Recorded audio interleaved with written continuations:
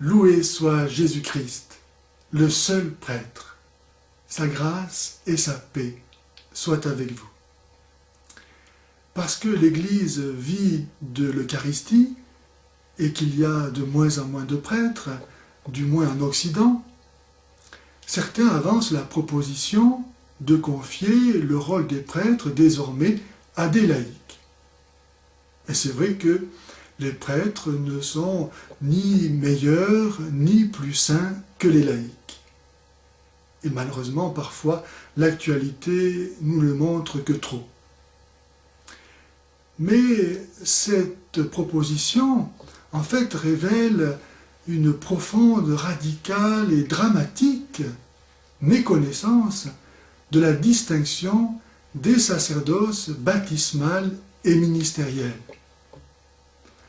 En effet, chaque baptisé et le prêtre lui-même, à la messe, a le rôle, le devoir de s'offrir lui-même en tant que membre du corps du Christ lors de l'offrande du sacrifice de Jésus rendu présent par la messe.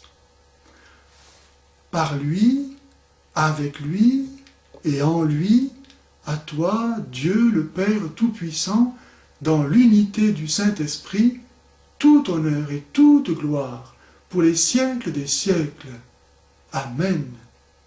Amen, cela signifie « je ratifie pour mon compte cette offrande du Christ parce que moi-même je suis membre du Christ. Et donc, Père, je te donne ma vie par Jésus, avec Jésus et en Jésus. » Mais le prêtre fait donc quelque chose d'autre à la messe, que les baptisés ne font pas. Non seulement il offre sa propre personne, comme une hostie vivante, sainte et agréable à Dieu, ainsi que saint Paul nous y invite dans l'Épître aux Romains, au chapitre 12 et au verset 1, mais en plus, il offre le sacrifice de Jésus lui-même. Et de cela, qui est capable ? Vous voyez, vous, avec dans les bras le cadavre sanguinolent du Verbe de Dieu fait chair, et dire au Père, voilà, Père, je t'offre ton Fils.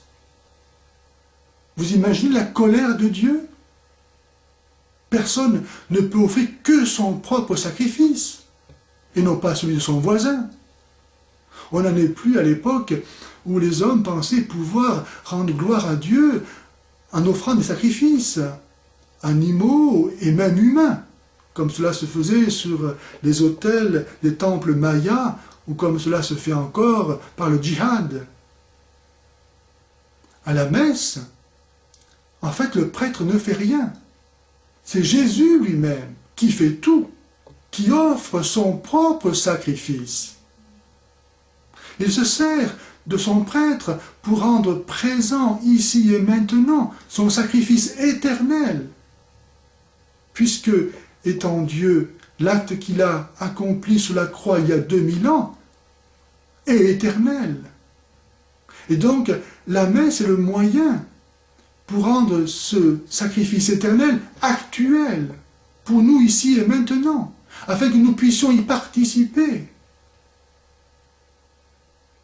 Lorsque le prêtre dit « Je te pardonne tes péchés », tout le monde comprend qu'il n'a pas le pouvoir en tant qu'homme de remettre une offense faite à Dieu.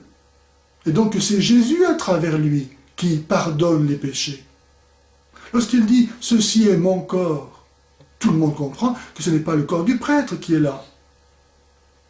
Et que c'est Jésus, à travers lui, qui a consacré le pain. Comme le dit l'Épître aux Hébreux, personne ne peut s'arroger à soi-même cet honneur d'être prêtre. Hébreux 5.4. On y est appelé par Dieu, un appel que l'Église confirme. L'Église n'est pas une institution humaine.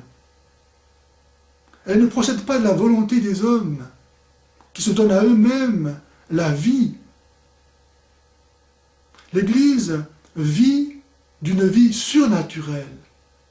Elle vit de la vie de la grâce. Et la grâce nous est donnée par les sacrements. les sacrements nous sont donnés par Jésus-Christ. À lui la gloire et l'amour de nos cœurs à jamais.